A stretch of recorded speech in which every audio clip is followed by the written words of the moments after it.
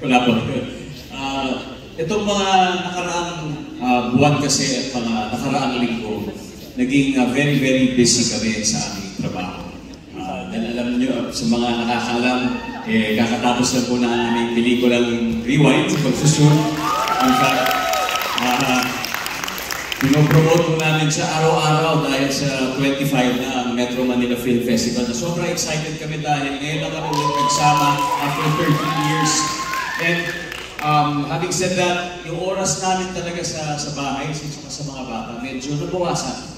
Kaya ngayon, may panahon kami, looking forward kami sa mga bagong memories, mga bagong exciting activities na pwede namin gawin together. And malaking bagay na nagagawa namin siya ng magkakasama. Kaya sa pamamagitan ng bagong vehicle na ito, nakakapunta kami sa mga malalapit na lugar sa aming barangay to do recreational stuff.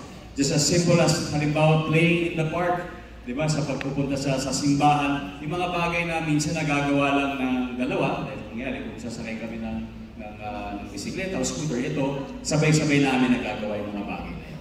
So yun po, isa sa mga bagay na dahilan. Kaya kami pumayag at kaya kami na-excite sa partnership na ito. It's to build more memories with our family. That is beautiful. Tulad ng sinabi nito, tutungtungan ko lang, very excited kami. Actually, nung nag-present sa amin to, parang sabi namin, patingin. Tapos nakita namin yung ganito, parang wow, kasya kaming apat. So yun yung look forward namin sa sobrang busy ng schedule namin. Palagi kahit may konting oras kami, ibibigay namin yung sa mga anak namin. Kasi gusto namin talaga, palagi kami nagbabanding. So, siguro mag-create pa kami ng maraming memories na kasama yung mga anak namin. At nakasakay dapat kami dyan. Tama. And we cannot wait to see that, syempre. What are